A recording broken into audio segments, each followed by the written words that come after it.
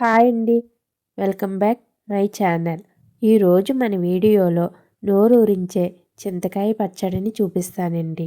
చాలా రుచిగా ఉంటుంది, చాలా సింపుల్గా కూడా చేసుకోవచ్చు.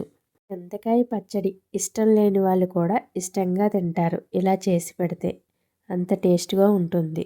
చింతకాయ పచ్చడిని వేడివేడి అన్నంలో నెయ్యి వేసుకుని తింటే చాలా బాగుంటుందండి.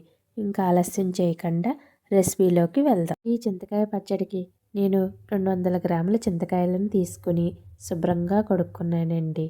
ఈ చింతకాయలో గింజలు ఉంటాయండి. వాటిని మధ్యలోకి కట్ చేసి ఈ గింజలన్నింటినీ తీసివేయాలి. ఈ గింజలను తీసుకోకుండా పచ్చడి చేస్తే వగరుగా ఉంటుంది.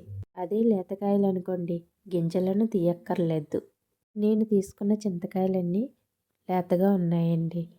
చింతకాయలను చిన్న ముక్కలుగా కట్ చేసుకొని పక్కన పెట్టుకోవాలి. స్టవ్ ఆన్ చేసి కడాయి పెట్టుకుని 2 స్పూన్ల ఆయిల్ వేసుకోవాలి.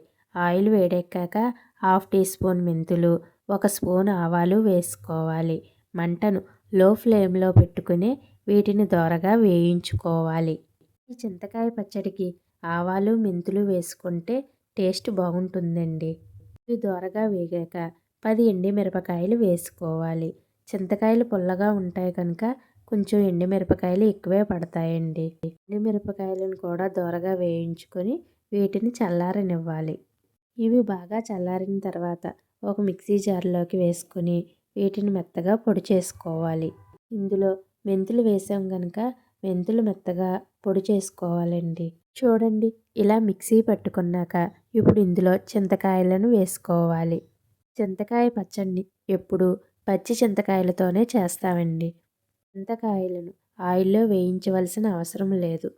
నేను తీసుకున్న చింతకాయలు లేతగా ఉన్నాయి కనుక వాటర్ వేయటం లేదు. అవే కొంచెం ముదురుగా ఉంటే కొంచెం వాటర్ వేసుకొని మెత్తగా గ్రైండ్ చేసుకోవాలి. చూడండి, ఇలా మెత్తగా మిక్సీ పట్టుకున్న తర్వాత 1/2 టీ స్పూన్ పసుపు, టేస్ట్కి సరిపడా సాల్ట్ వేసుకొని ఒకసారి మిక్సీ పట్టుకొని పక్కన పెట్టుకోవాలి. ఇప్పుడు పోపు రెడీ చేసుకుందాం. ఇప్పుడు కడాయి పెట్టుకుని 3 లేదా 4 స్పూన్ల ఆయిల్ వేసుకోవాలి. ఆయిల్ వేడెక్కాక 1/2 టీ స్పూన్ ఆవాలు, 1/2 టీ స్పూన్ జీలకర్ర, 3 లేదా 4 వెల్లుల్లి రబ్బలను చితగొట్టుకుని వేసుకోవాలి. ఇందులోనే 2 ఎండుమిరపకాయలు, కొంచెం కరివేపాకు వేసుకొని ఫ్రై చేసుకోవాలి. ఇవి దోరగా వేగిన తర్వాత స్టవ్ కట్టేసుకోవాలి. ఆయిల్ వేడిగా ఉన్నప్పుడే మనం ముందుగా మిక్సీ పెట్టుకున్న ఈ పచ్చడిని ఇందులో వేసుకోవాలండి. ఒకసారి మొత్తం అంతా కలుపుకోవాలి. అంతే అండి, చాలా సింపుల్గా ఈజీగా ఈ చింతకాయ పచ్చడిని చేసుకోవచ్చు. మీరు కూడా ఒకసారి ట్రై చేయండి. ఈ చింతకాయ పచ్చడి పెద్దవాళ్ళ దగ్గర నుంచి పిల్లలు కూడా చాలా ఇష్టంగా తింటారు. ఈ వీడియో కనుక నచ్చితే లైక్ చేసి సబ్స్క్రైబ్ చేయండి. Thank you for